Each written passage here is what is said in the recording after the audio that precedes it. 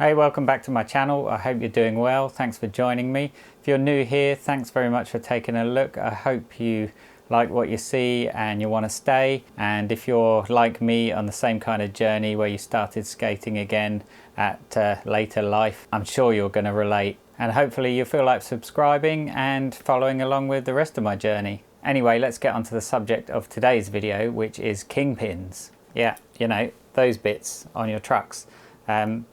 Could be quite an inanimate object to a lot of people, but actually there's more to it, just like anything on a skateboard. And now, of course, as I often do, I have a story to tell about kingpins and the history of my interaction with them. And that is that back in the 80s and 90s, it was fairly commonplace to break a kingpin.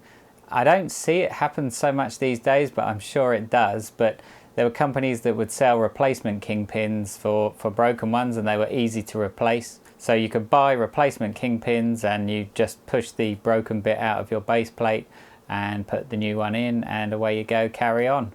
And I was quite surprised to see when I started skating again that that wasn't really a thing anymore, and kingpins tended to be fixed into the base plates. And there was a new evolution that was hollow kingpins. A hollow kingpin is, don't know if you can see very well, but I'll do a very close-up shot, but there's a hole in the middle of that kingpin, and that hole goes all the way through to the back.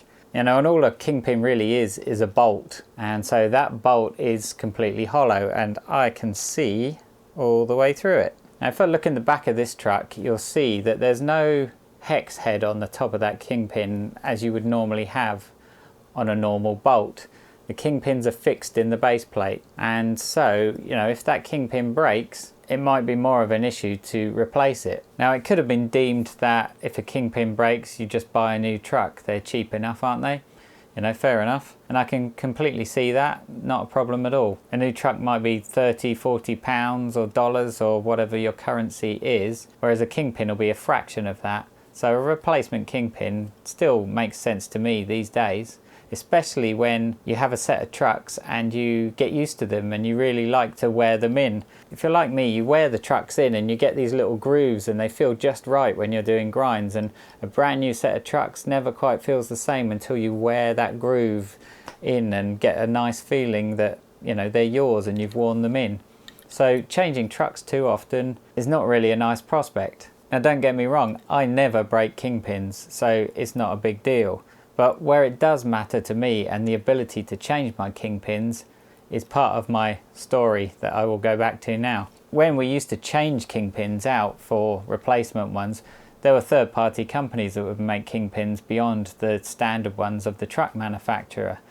One of those companies was a company called Grind King, and you might be familiar with them. They've started making trucks again fairly recently. But they pretty much disappeared through the early 2000s and have only just come back in the last year or two. And one thing Grind King used to do really well was make replacement kingpins. I used to replace all of my kingpins with Grind King kingpins for a particular reason, in that they were inverted and they had a hex key to tighten or loosen them. And there's a set here on one of my boards. This is a Tony Hawk board from 1991, I think it is. One of my collectibles, and it has Tracker Agro trucks on it, and Tracker were one of the biggest truck manufacturers back in the 70s and 80s, and they kind of disappeared, but they used to make the best trucks until independent pretty much took over. And so these were one of the last trucks I think that Tracker manufactured, and they're really big chunky trucks, and they're called the Agro or Aggressor. But you'll see the kingpins are a hex head.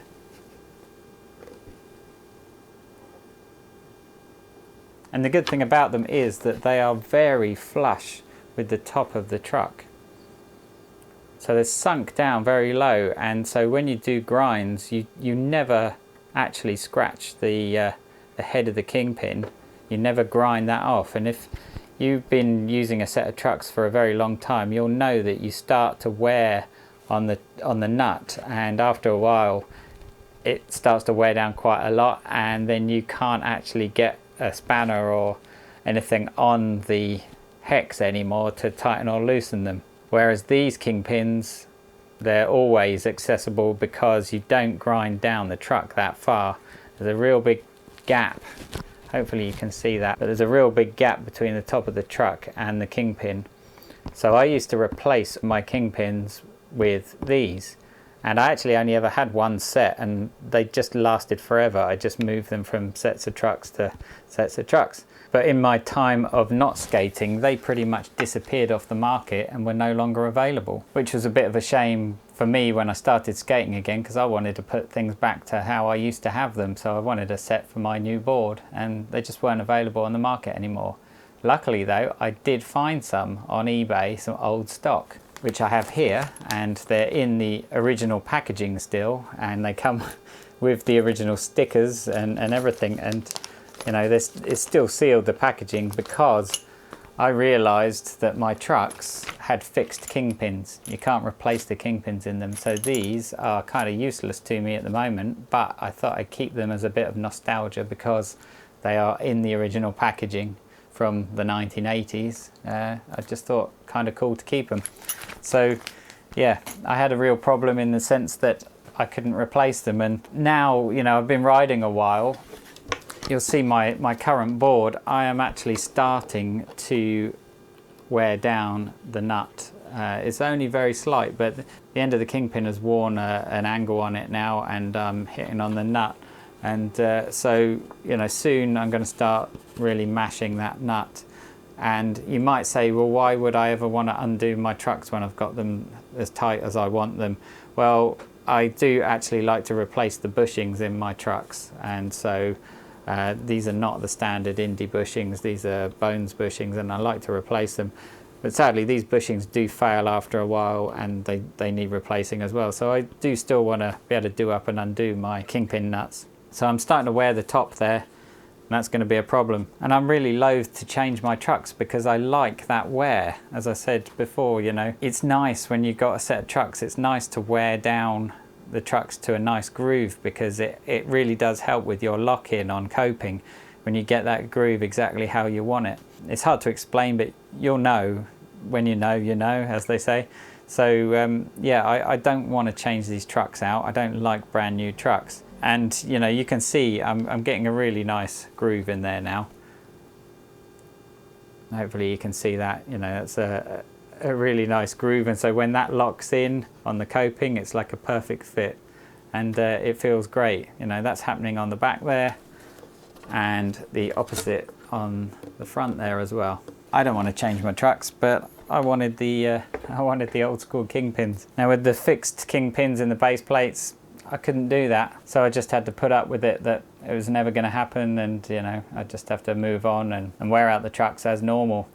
However, just recently, Independent Trucks announced that they were developing a new base plate with an inverted kingpin. Not a new idea, and the first thing that everybody said on social media was, this is not a new idea, you're just dragging up old ideas. I don't care, I wanted the inverted kingpins like I used to have, so it was a great announcement as far as I'm concerned. And the beautiful thing is that you didn't have to buy a whole new set of trucks, you can buy just the base plates with the inverted kingpins. So that's what I've done, and here they are. They've arrived in this box here, and it says on the top, inverted kingpin and base plate set can be used to upgrade any independent truck.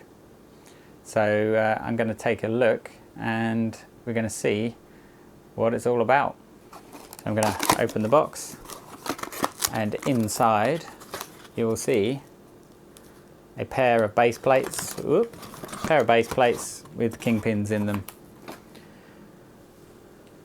So there we go, that's a new base plate for an independent truck, and it's got a kingpin in the top there, and as you'll see, the kingpin is actually a hex head, but it's a very shallow one, and it's got a hex inside as well. So when these are done up, they'll be as low as the old Grind King ones I just showed you. Hopefully, we'll see when I put them together. But if you look in the back, they've got a nylock hex nut just inserted in the back, and that's exactly how the old independent trucks were in the 80s and early 90s. They just had a hex in the back, and you'd have the head of the kingpin sticking out, but You know, if you were going to put Grind King kingpins in, you'd take the Grind King nut and you put it in the back there. You know, you just hammer out the old kingpin and it would come out really easily, and you put the Grind King nut in there and then do up the kingpin from there. So yeah, this is great to see that actually this is happening again, and I'm very happy about it. Now if I wanted to, I could probably throw this kingpin away and use the Grind King one that I have, the original Grind King one. I might do that. It does look like this kingpin is actually a little bit shorter, so I'd have to see whether the Grind King ones are going to be a bit too long.